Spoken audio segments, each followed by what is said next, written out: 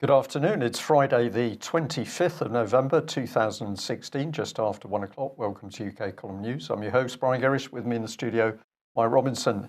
And we are delighted to say we will be joined by live video Skype link by David Scott with Northern Exposure. Well, the weather today has got most people, I think, smiling, a little bit of happiness drifting in because it's sunny, albeit a bit cold. And that seems to be the general report from across UK. And indeed, even north of the border. Smiling?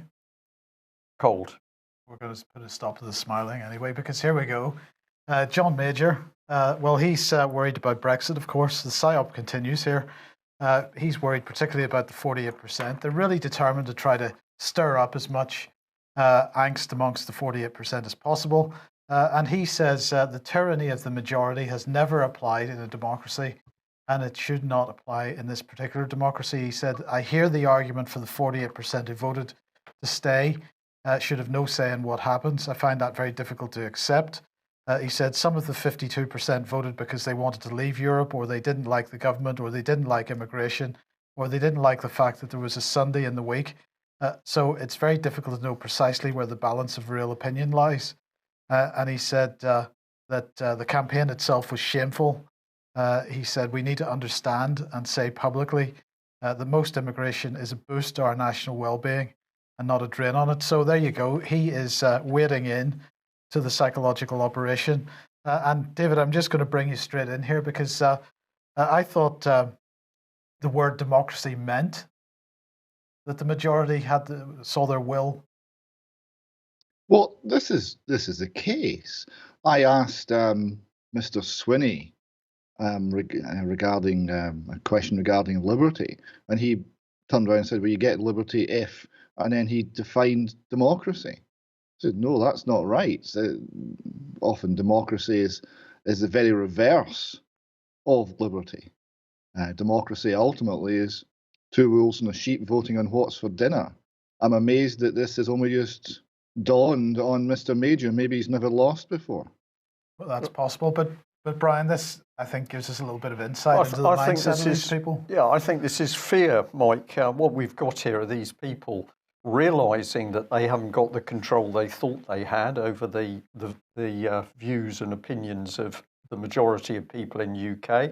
They got absolutely hammered on the Brexit vote, even though there was a little attempt to fiddle going on in the background. So now what are we seeing? We're seeing that they're fearful. They've got to start to put the slurs in. You know, the majority of people are not thinking the right way. We are the, what was the expression he used?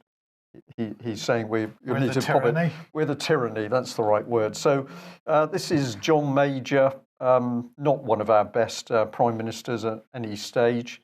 And I don't know, is he harping back to his party days or something like that? He doesn't really know what's what. Fear, I think. Yes, well, in the meantime, then, the threats from the continent continue. And this is Joseph Muscat, who's the Prime Minister of Malta. Malta takes the presidency of the EU in January. And so he was on the BBC this morning telling us how it really is. So he said that basically just forget about any idea of doing a really good deal. You're going to get hammered in terms of the money that you have to pay to get out. And he said, all of us have been pretty clear in our approach that we want a fair deal for the UK, but that kind of fair deal doesn't translate itself into a superior deal. I know there's absolutely no bluffing from the European side, at least in the council meetings I've attended.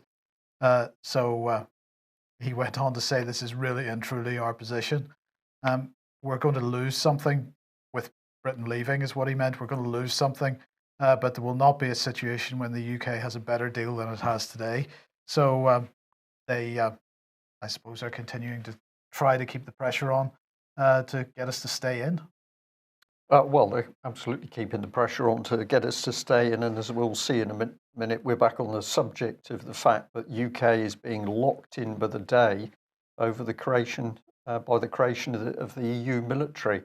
So just utter lies coming out of Westminster at the moment about the situation of Brexit. There is no Brexit, is there? There is no Brexit, David. Possibly not. Though we're not going to get a better deal. Well, presumably, or one would hope, that leaving this institution means we're no longer going to be the second largest contributor to it financially. So that's a better deal. We have the ability to make decisions and trade and operate in our own best interests. So we really don't need a deal from Europe. We would expect Europe to operate in their best interests and us to operate in ours. And because trade benefits both parties, we trade. Is it not as simple as that? You would think so. But in the meantime, you wanted to highlight this in the Scotsman. Brexit, UK facing dreadful decade as living standards slip. And of course, Brexit being blamed for the Conservative Party's woeful economic policies, which merely a continuation of the Labour Party's woeful economic policies. And what they're basically saying is that, in 10 years' time, we will still have wages which are below the levels of 2006 or 2007, so just before the financial crash. But as I was pointing out yesterday, David, most of these economic measures that are being blamed on Brexit have been much longer trends. Well, this is it. I mean, this is so full of errors. It's actually quite amusing. For a start, this is a team that have never forecast anything. But they can now forecast the effects of Brexit 10 years out. Oh, we know that, but we didn't see any of the last recessions coming. We didn't see the financial crash. We still don't know why it happened. But somehow now their forecasts are worth something. It's ridiculous. Now, the idea of we're comparing things with 2006, 2007, that was the largest bubble, the largest short-term unsustainable bubble that we've had since the 20s, 30s? Yeah. Maybe ever. Maybe the South Sea bubble the Mississippi bubble was bigger, but it's been a long time. So that's now the benchmark. Really? All we're seeing here is profound economic ignorance running the country. Well, indeed. Okay, well, let's move on then. We're going to call this the fake news section because, and unfortunately, we're going to have to call RT out on it a little bit. Disneyland Paris among landmarks considered for December the 1st terror attacks, according to police sources. And there's a video clip on this report, which is some coverage from their news program, where they're really sort of giving this a bit of credibility that it probably doesn't deserve. So this is the French police with the usual rhetoric about ISIS terrorists everywhere. Can't turn around except you find another ISIS terrorist. They're going to blow up the Champs-Elysees. They're going to blow up Disneyland. They're going to blow up everything. And they're saying, basically they're reporting unchallenged the French police's allegations, which are just speculative at best. The only, I suppose, thing you might say about this particular article is perhaps they're giving us a little bit of a hint on the front page by having the image of Disneyland in such a deep purple. And Purple Revolution. Since the Purple Revolution is ongoing, then perhaps they're giving us a clue. But really, we shouldn't be just pumping this kind of stuff out unchallenged. No, this is true. And of course, you reminded me that I probably shouldn't say that maybe we should actually be looking at Disneyland as, is this really the sort of stuff that we want to be pumping into the heads of our young people? I'll leave you to think about that a bit more. Well, let's get into reality, and we'll come back to Russia today because they are talking about this in detail. So Tuesday, dagger pointed at the heart of NATO. US Secretary of State contender on the EU army, but Tuesday the EU Parliament passed non-binding resolution calling for the creation of a defence union, and it justifies the move by the threats it says the bloc is facing. So these are the same sort of created threats that the fake news is pushing out everywhere. But we've got to say, yeah, Michael Fallon continues to lie that there isn't a drive for the EU military. So we could have put that a bit better there, but he's continuing to say, no, there is no drive for an EU military, but we've just had the passing of this resolution. Not only is there the drive for the EU military, they want the Treasury to go with it. And as we're seeing British warships being towed back into port because they're obviously not good enough, as we've got that situation, we're trying to ramp up the rhetoric for a war with Russia. So, David, just complete lies coming out of Westminster. I don't know how else we can put this across as news. You look at what they're saying, you look at what the truth is. These people are lying at every turn. The work is going ahead at rapid speed now to lock us into the EU via this military union. What's your thought on it? Lying and lying to themselves also. It's amazing when you come across you come across news reports and you think, well, okay, I can dismiss that because it's simply some journalist trying to put forward a message of fear. Be afraid of the terrorists. Everything's very, very alarming. Be afraid. Vote for whoever will pretend to save you from your fear. But it actually permeates government policy. People are using real resources for this. I bumped into an ambulance man late one night in a McDonald's restaurant not far from here. He'd been up into the Highlands doing a rescue of a casualty from a mountainside someone had broken the leg up a hill. So he's a very specialist sort of ambulance man. And I was asking him about his training, and he was saying that his roped access training had been suspended because he was being moved on to anti-terror training. There's no threat. There's no threat in Scotland, but police and ambulance forces are using real resources to run around lifting fake casualties and getting ready for a shootout with Al-Qaeda. Al-Qaeda is a pretty impressive organisation, because if they were going to do something north of the border, we've had Devon and Cornwall police saying that they were going to target holiday homes and complexes in Devon. And of course, UK Column has been able to look out the window and see large numbers of armed Devon and Cornwall police practicing their anti-terrorist moves. So everybody's got to be very frightened. Let's bring Mr. Juncker in, because this is what he says. We need more security in Europe. We need it now. The idea that the Americans will eternally see to European security is not true. We have to do it ourselves, and this is why we need a new approach to the European community of defence, including a European army. But according to Theresa May and Michael Fallon, there is no drive for the European army. But then it gets interesting, because this man has also been speaking out, John Bolton. Sorry, it's a little bit faint there, but I'll read the text. If you want to rely on the EU with all the efficiency of the bureaucracy in Brussels, God help you, is all I can say. You have a lot of rhetoric about capabilities, but underneath it's all hollow. It's a hollow suit. You could end up provoking others, maybe Russia. And then when they find it's weak, you've left yourself in even graver danger. So this is John Bolton, former US ambassador to the UN. So he's describing the EU as a hollow suit and saying that ramping up the rhetoric, particularly against Russia, is dangerous. And he goes on to say he praised NATO as America's kind of international partnership, a classic politico-military alliance of nation states that never purported to assume sovereign functions and is as distant as is imaginable from the EU paradigm. A firm supporter of the military bloc, he even called for a global alliance to be formed. So what do you make of that, Mike? So what's he saying? The European military, well, it's happening, but it's not going to be good enough. They're not really capable of it. So we need to just sort of move ahead from that before it's even really got established, and create a global bloc instead. Get all the power under one big umbrella.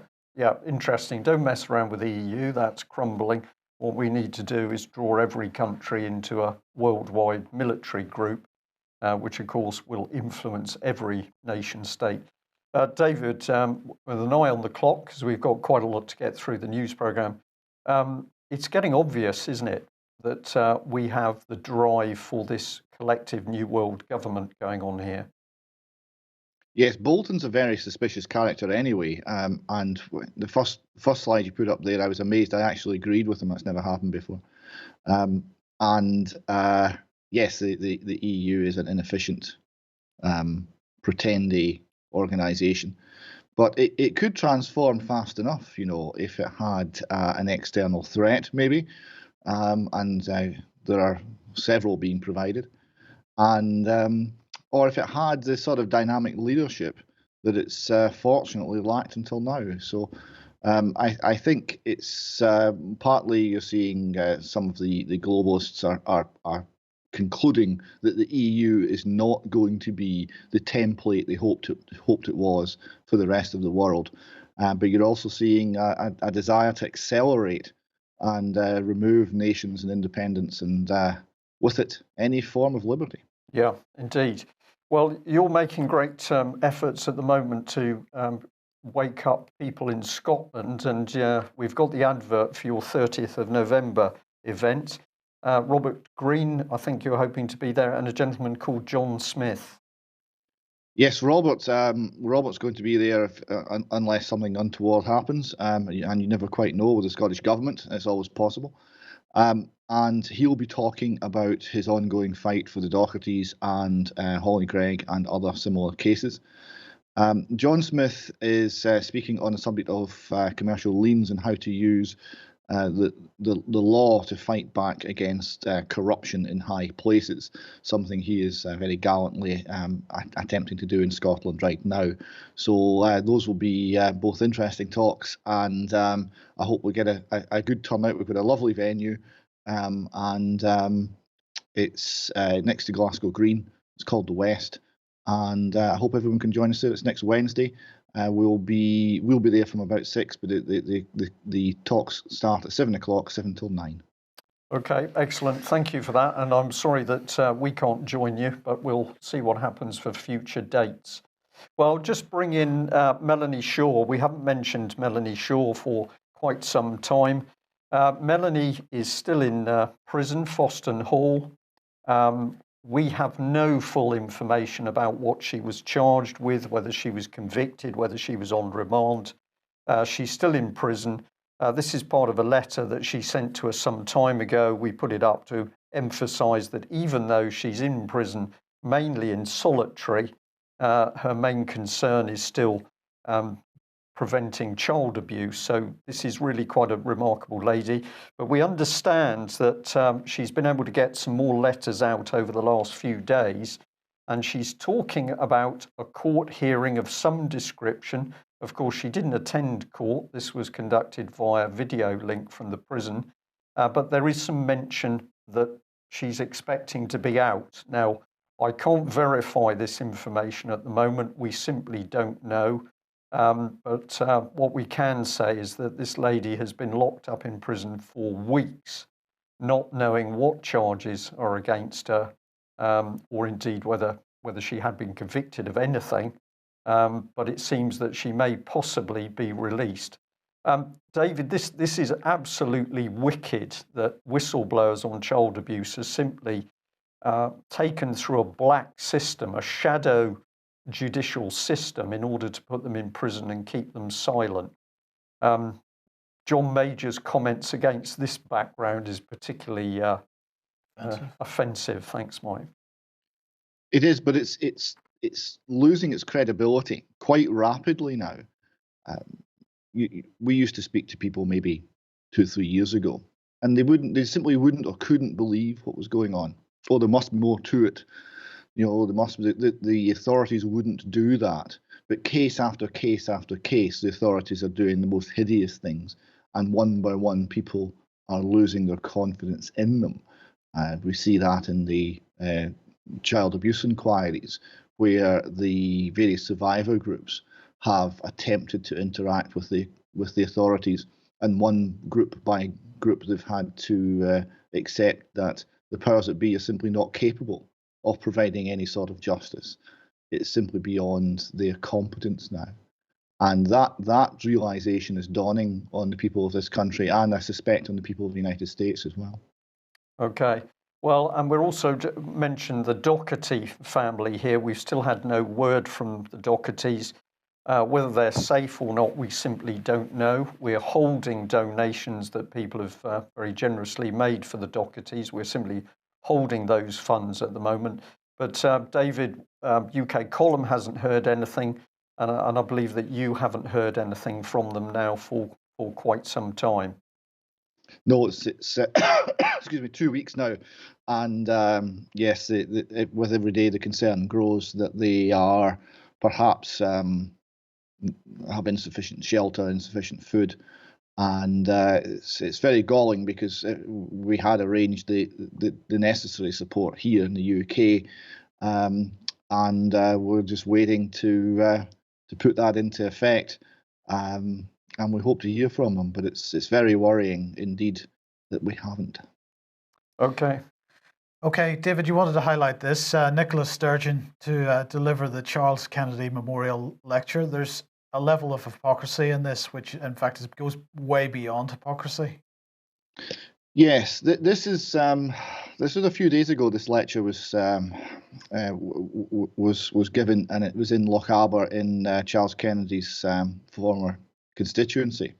Now, Nicola didn't tweet about it. I haven't actually managed to find the text of her talk. But the reason that it particularly annoyed me is that the SNP supporters, cybernats, local campaigners, hounded Charles Kennedy, vilified Charles Kennedy, who seems to have been a genuine and nice human being and a basically honest man. So they hounded him virtually to his dying day, as the constituency went from Liberal Democrats to the SNP. The abuse was horrendous. I wonder whether Nicola Sturgeon has actually apologised about that as part of her talk. I don't know. I wonder who decided to invite her. It smacks of appeasement to me. I didn't like it. I would have thought that the people who wanted to honour Mr. Kennedy's name would have had more backbone. Okay, interesting. Well, change of subject here. We're picked up on a report from a Turkish English-speaking newspaper, which has got a pretty black and white headline: US Commander Campbell, the man behind the failed coup in Turkey. And the article really piling in for the fact that something very, very dirty is going on. They're saying that General John F. Campbell, a former US commander of the International Security Assistance Force, NATO-led security mission in Afghanistan, was the organizer of the July the 15th military coup attempt in Turkey. And they say he managed soldiers behind the failed coup attempt. Of course, this wouldn't be NATO destabilizing nation state at all. And they say Campbell also managed more than $2 billion worth of money transactions via the UBA bank in Nigeria by using CIA links to distribute that money amongst the pro-coup military personnel in Turkey. So this is interesting stuff. But they're also mentioning this man as being in the background, Fethullah Gulen. Now, this man has been resident in the United States for a very long time. He's been running a so-called education empire across the world. But many people in Turkey point a finger at him and say that this man has been working with the Americans in the background to destabilize the Turkish government. So we've just inset there part from his an image from his website. And of course, this is all good. It's all for the good of mankind. It's all good for relations. And it's particularly good for young people who he's educating. Well, we followed this through a bit. This is a Nigerian newspaper, The Cable. They've also got the article. So it's saying that the Turkish newspaper has alleged that the United Bank of Africa played a key role in the distribution of funds for the facilitation of the failed coup. But a spokesman for the bank said the report is false and the bank would issue a statement on Tuesday to deny the allegations. Now, we weren't able to find that, but we've put up the bank's response, so that seems appropriate. But if we get into this subject, we quickly find the BBC, because the BBC is almost glowing in its support for the Gulen movement. If you'd like to go and have a look at this article, although it does mention some of the criticisms, the overall style of the article is pro the Gulen schools, and it ends on extremely pro note. This is just about education. There's nothing else to be seen. But they do put up a nice little map showing the influence of this organisation right the way across the world. But it's generally pro. And at this point, I'll bring in BBC Media Action, because we're fascinated that we couldn't find any connections between Media Action and Turkey, although, of course, Media Action boasted that it had been helping to destabilise President Assad in Syria. So these are some of the things that Media Action gets up to: reducing tension in Ukraine through youth-focused drama. Well, certainly BBC drama in UK is all about reducing tension, or not. Tackling trafficking, human trafficking through drama. We don't use the police or law enforcement, but the BBC's charity is doing it through drama. And then they're strengthening Georgia's public broadcaster. So here we are, the BBC's charity, but no mention of Turkey. Except when you find the report that they've done with funding from the British government, Voices of Refugees, Information and Communication Needs of Refugees in Greece and Germany. I'll just bring in the research objectives of that, but they decided that the millions of refugees on the move, what did they really need? Well, they didn't need food and shelter and somewhere to rest and they need a soap opera protection. What they need is a soap opera. Well, they don't actually say that, but the BBC's, well, they need better communications in order to solve their problems. Right. So Media Action, a charity, but it is, of course, the BBC, has been working with the British government to interview refugees to see how communications could improve their life. Odd thing is that if you search the Media Action website for Turkey, you get 0 results. They're trying to hide this report? I don't know, Mike, but what I did find in the report, which is fascinating, is a map which clearly shows that the sort of start of the refugee problem, according to Media Action, is Turkey. But they don't bother to go into Turkey to talk to anybody in Turkey about the refugee problem. So BBC backs Gulen, but doesn't want to go into Turkey to find out what's happening with the refugees. I've got a suspicious mind, David, but there is something particularly dirty about the BBC's actions at the moment. There is something very political about everything the BBC does. I mean, we know they've had secret meetings to establish a line over global warming, and the line is be afraid, and if you don't agree, you're a denier, and have to be no platformed. You have to be given no airspace. So there's only one line coming forward, the official propaganda line. And it would seem it's the same here on mass immigration into Europe. We're not getting too many other voices on that particular front. The slightly ridiculous aspects of the kind of North London metrosexual view of how to help people who are in serious trouble, I think this is just part of the whole BBC bag. Indeed. Well, at that point, Well, just before you do, I mean, I haven't looked at the two maps side by side. Right. But when you that's the first time I'd seen the Gulen map that you've just shown there. Right.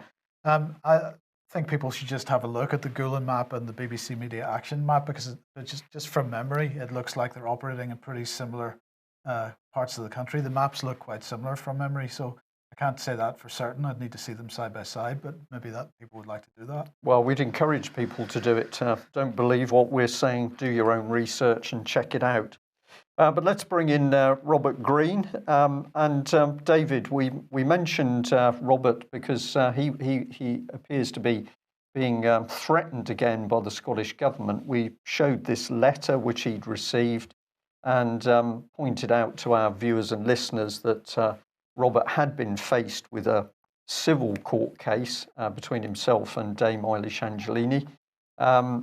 But he was now receiving letters from the Crown Office, even though this Crown Office letter said, no, we can't get involved in civil cases. Can you tell us any more about this and what's happening at the moment with Robert? Well, it's very difficult to know because there is a great reluctance, an enormous nervousness on the part of everyone involved with this to actually tell anybody, even Robert, what is actually going on. Here's what we know.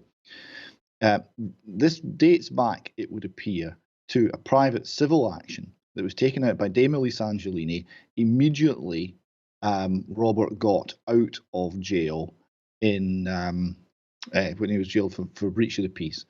When he got out of the jail in Aberdeen, and she was suing him for defamation on the basis that he had made statements that she had been covering up what happened to Holly Gregg. Now, initially her lawsuit went very badly because Robert had legal aid and legal representation. So what then happened was the legal aid was removed. So you had the situation where Robert was defending himself against the former Lord Advocate and a host of high-priced, government-funded, we subsequently learned, lawyers, a completely unequal situation. Two Scottish judges wouldn't let that go forward because of the manifest unfairness. But it kept coming back until one judge, I think it was Lord Bannatyne, let the case proceed, and it duly found against Robert. Now, one of the things that Dame Elise Angelini wouldn't discuss is where all the money for this was coming from. Now, we now know it was our money. It was UK taxpayer money that was used to fund all of this legal effort against Robert Greene. And a legal effort, incidentally, that the Angelini team had offered Robert Greene an end to this and no claims at all against him. And he said, well, yes, providing Dame Elise Angelini will join me in calling for justice for Holly Gregg, that will be fine. Something she would not do. So you can speculate why that might have been. The case went on, and there was then a taxation, which was a taxation hearing for the expenses of the court case. Now, Robert questioned this because he had information that showed all of the costs had been paid by the UK Exchequer, that it had all been government funded. So he asked for proof that Dame Elise Angelini would ever have to pay this bill. There would ever be a loss. And he was told that there would be a response. And he gave the court some months to respond. And then eventually the thing timed out and there was no response. So essentially the matter was abandoned, and that was Robert's position. Months passed, and then the matter came up again. And then the Court of Session went ahead with the taxation hearing without Robert being present, and apparently having lost all of the previous correspondence. So Robert was told, which was odd for an organisation like that. And thereafter, Robert once again defended his position that there had been no proof that there was ever a loss, and without proof, he was unable to consider any form of payment under any circumstances. And a year went past, a year of silence. And then all of a sudden, we have bailiffs coming. But it's got stranger still, because now it is no longer Dame Elise Angelini or Dame Elise Angelini's lawyers who are pursuing Robert. Now it's the Justice Directorate of the Scottish Government. Now, they should have nothing to do with private civil action, nothing. But that's the legal team that's doing it. And who is instructing them? The Crown Office and Procurator Fiscal Service, an organisation which, as you see from that previous letter, has nothing to do with civil action and only concerns itself with criminal prosecution. So we seem to be having a special exception being made for Robert Greene, where the Scottish Government is going out of its way to cause him as much pain and discomfort, financial and otherwise, as possible. Now, why would they do that? Well, we can only speculate on that, but let's bring in the next topic because maybe it helps. Here's the good old BBC saying that the Metropolitan Police sex abuse case failings have put children at risk. So phenomenal investigative journalism by the BBC. They've quoted the report saying in many cases, case after case after case, the police failed to take basic action to respond to complaints of child abuse. So perpetrators went free, the victims were let down, but really there was a lot of it, but so what? Encourage people, though, to go to the BBC site, because at the end of this article, they ask you to get in contact with the BBC if you've got any information about child abuse.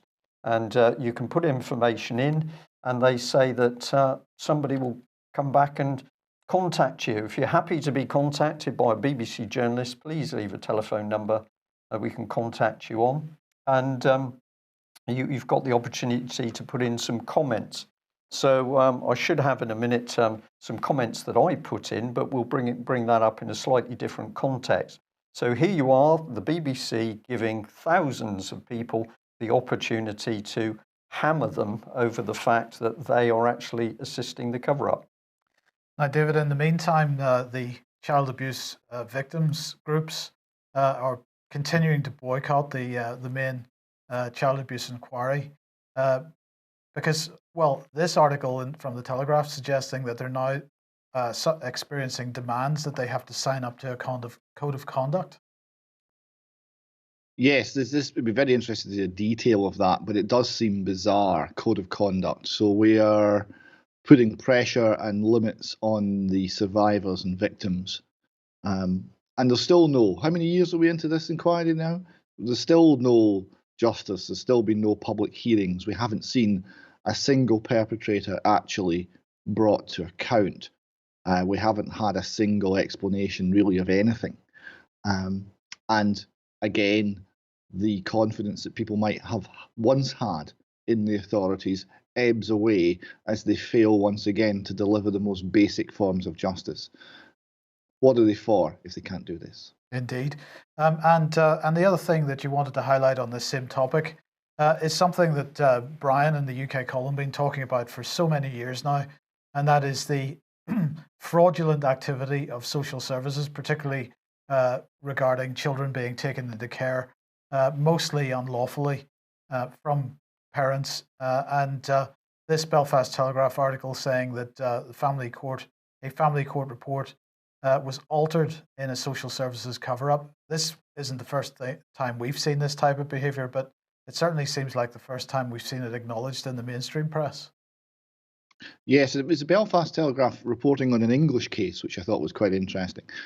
Certainly we know from the Docherty case that when it was revealed that TUSLA, the Irish Child Agency, who seized the Docherty children, did so without the mandatory preliminary assessment having been made. So their paperwork was completely absent. There was nothing there. So their actions had been unlawful. Well, they just went and created the report. It was entirely fictional, and they put it in the file. So the paperwork looks right, but it's fraudulent. It's they didn't actually repeat it. They didn't actually stand by that fraudulent report when they went to court, because that would be perjury, and you go to jail. But the report was completely invented. The whole interview with the children was completely invented. So we see this, and I know you have seen it many times as well, that the standard of the paperwork we're seeing from local authority, social services department, is just dreadful, and they play fast and loose with the truth. And the people who suffer are loving families, loving parents who lose their children. It's horrendous. David, I'll just pick up on one of the points there when you say they commit perjury and they go to jail. The problem is, of course, they don't go to jail. And I've had personal experience of being in a court where South Wales Social Services completely lied. They had fabricated a story around the case of a baby boy that was taken away from his parents. And when I said to the judge, "This is perjury," he said, "No, Mr. Gerrish, I think it's more. I think it's a mistake." And this is how the criminal activity is allowed, because obviously the courts are part of the system, which is collaborating with, condoning criminal action in order to take children and cover up their abuse. It cannot work unless the courts are part of it. If you take, for example, Ian Puddock's story, where two policemen stood up and blatantly, transparently perjured themselves. Nothing happened. There was no charges. There was no court action. There was no legal action. It's dreadful, and it's if there is no rule of law, if the laws don't apply to everyone equally, then we no longer live under a country governed by the rule of law. Absolutely. So we're just bringing that BBC opportunity to comment. This is what you can see if you go to the BBC article about the criticism of the police and CSA inquiries. So I decided I'd fill it in. So let's have a little look. I put in the comments, I received considerable information about the abuse of children from survivors and the police. I have a recorded interview with a Met officer detailing the cover-up of child abuse by authorities in London, including the police, local authorities, child protection agencies and charities, and the bullying and harassment the officers suffered from the Met since trying to expose the facts. I have a detailed interview with an abuse survivor and whistleblower who has been bullied, intimidated and harassed and imprisoned to silence her. There are thousands of cases with overwhelming evidence of the scale of abuse. So that was sent off, and the BBC was very kind because they sent me an automated thank you for your submission. So there we are on screen. We've given the BBC something to bite on, and as I've said at the top, what are the chances that the BBC will respond? And I think, Mike, they're zero. Less than zero. Less than zero. Yes. Okay, let's change subjects again. This is from a few weeks ago, David, but we wanted to discuss this situation of the cashless society and the drive for the removal of cash. And of course, one perfect example of this is what was going on in India recently, and the fact that the government was withdrawing larger denominated notes from circulation, allegedly because of problems of tax evasion, but they weren't then providing small denomination notes to replace them with. And this was causing huge queues outside banks. And in fact, some people died in the crush as a result. This article here from the Times of India saying demonetization, only 25% of daily cash demand being met. And I think you were making the point to me earlier that it's becoming increasingly possible with this attack on cash to sort of carry out any kind of transaction which isn't absolutely being assessed and viewed by government. Yes. You will not be able to buy or sell lest you have the mark of the beast, I think comes to mind. In one regard, it's about control, and in another part, it's about the bankruptcy of governments. They're attacking here what they call the black economy, which is something that used to be called the economy. You know, people exchanging goods and services and helping one another and serving one another. Well, the government needs its cut, and cash is anonymous. We can't have that because we can't trace it, and you might not be entirely honest with the tax man, heaven forbid. So they need the money. They need the money desperately, and they're acting to get it by whatever means.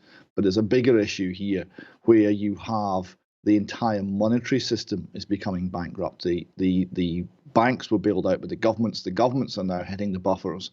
What's the next step? Well, the next step must be a variety of measures which are various forms of theft. And in order for the government and the banks to do this, they need to be able to pin down exactly what you have and where you have it and access that money and take that money at will, so that we can have things like negative interest rates. You can't have negative interest rates if people can simply withdraw their money, keep it in cash and not pay. So we are looking at systems being brought in that will simply make it easier for governments and banks to steal from the ordinary people. And that will be put forward as some sort of economic plan to provide redemption. And of course, it'll do no such thing as theft and fraud is the problem. More of the same will not solve it. Indeed, but as you say, all this government activity watching our day-to-day transactions, well, hidden from in plain sight, I suppose, was really got very little coverage over the last few days, is the fact that the Investigatory Powers Bill reached its final stage of Parliament. All that is left now before it becomes an act is royal assent, which is going to happen in the next few weeks. Well, this I thought was just an interesting article in The Independent. It's Bill Binney, ex-NSA technical director, saying that the new UK spying law is going to kill people. And what's he talking about here? Well, he's basically saying that allowing spies, as The Independent describes it, to look in on everything that everyone says costs lives and has cost lives in Britain because it inundates analysts with too much data. And I think this is possibly the silver lining on the cloud here, that somebody is actually admitting this. This is the point that Brian has been making for quite some time. Binney went on to say it's 99% useless. Who wants to know everyone who has ever looked at Google or the BBC? We've known for decades that it swamps analysts. And he goes on to make the point that while they have some pretty impressive technology these days, that most people don't really understand that technology. They think it's ubiquitous, that it does everything for them. But in fact, the point that you've been making time and again is that eventually it has to end up with a human analyst. And my point here has always been that rather than trying to hide from the database, we should be, in fact, trying to swamp it, and particularly swamp it with wrong information.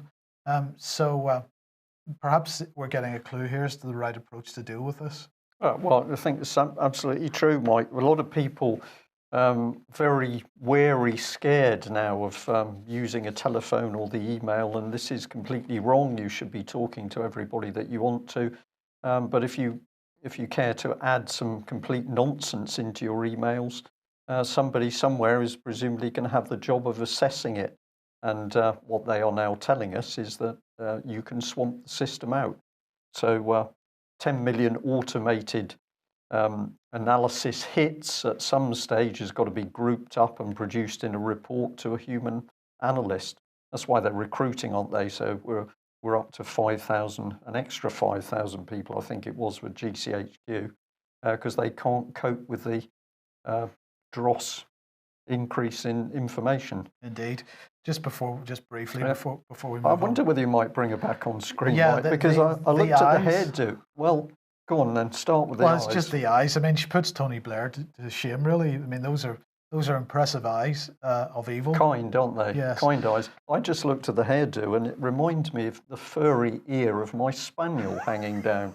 And I thought, good grief, but right. There we are. Well, look, on that note, we'll move on. But just before we do, there's The Independent also published an article today on this issue, which lists all the various agencies that now have access to our data. Everyone, as you would expect, from the Met Police, the City of London Police, and various other police, the Royal Navy Police, Military Police, Air Force Police, and so on. Ministry of Justice, National Crime Agency. And the Competition and Markets Authority can access your data and my data. I'm not quite sure why. Criminal Cases Review Commission, Financial Conduct Authority, that links to what we just discussed, the Food Standards Agency and the Food Standards Scotland, the Gambling Commission, Information Commissioner can access our data. That seems like a bit of hypocrisy there. Office of Communications, Office of the Police Ombudsman for Northern Ireland, Serious Fraud Office. So the list is pretty impressive. Do go and have a look for that. But we're just going to end on this one because the Bach Commission has reported. Now, this is a Fabian Society sponsored investigation of the law and justice in England and Wales. The headline of the report is The Crisis in the Justice System in England and Wales. And what are they highlighting here? Several main points. Fewer people can access financial support for a legal case. Well, of course, that's intentional because the government has withdrawn much of the legal aid available. They say exceptional case funding has failed to deliver for those in need. They say that public legal education and legal advice is inadequate and disjointed. High court and tribunal fees are preventing people from pursuing legal claims. Bureaucracy in the legal aid agency is costly and time-consuming. And here we go, number 6, possibly the most important one. Out-of-date technologies keep the justice system wedded to the past. Well, who was behind this? Lord Bach, as we say. Oh, sorry, I've mislabeled that. He is, well, he was at one point Justice Secretary, Permanent Secretary to the Department of Justice. He has said that when he was Lord Chancellor, he was talking about Michael Gove here. It looked for a moment as though Michael Gove had grasped the crisis in access to justice. He then went on to say, I hope that his replacement, Liz Truss, will be attuned to the importance of access to justice in a way that her predecessors, Chris Grayling and Kenneth Clarke, were not. The key point here is that he is sort of aligned with the views of Lord Leveson in his report from January 2015 on the review of efficiency in criminal proceedings. That was by Sir Brian Leveson, the Right Honourable Sir Brian Leveson. And really what he was highlighting here was the need to embrace new technologies for justice. So we want to get public away from the justice system as much as possible, bring in Skype and other similar technologies in order to push out justice to more and more people for less and less money. And of course, what they've done here is they've created problems within the justice system with a view to transformation into a form of justice that perhaps nobody on this program would recognise. Well, that's absolutely it, Mike. And we know from reports from courts across the country that there's chaos, increasing chaos, and people, of course, are being denied access. And we've just said that Melanie Shaw, we understand, had some form of video link from her prison cell or from her prison into a court. She doesn't appear in person. The public can't see her. It's all done by video link. David, this is, we've got a fascist state coming in very, very quickly here. All of the pieces have been put in place, but they're now speeding it up. We talked at the start of the programme about democracy and the fact that it's not the same as liberty.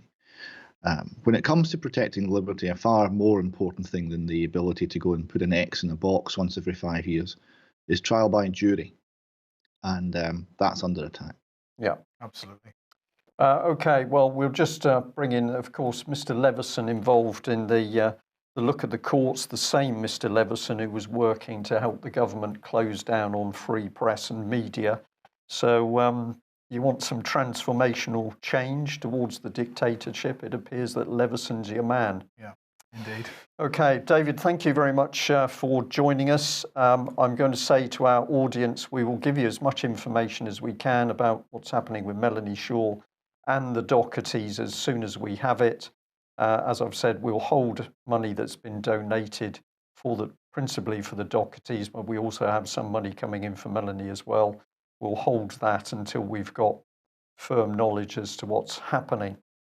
And for those of you who are perhaps new to the UK column, but if you're watching for free, perhaps you consider taking out a subscription or making a donation. The UK column needs your help on a daily basis to continue doing what we're doing.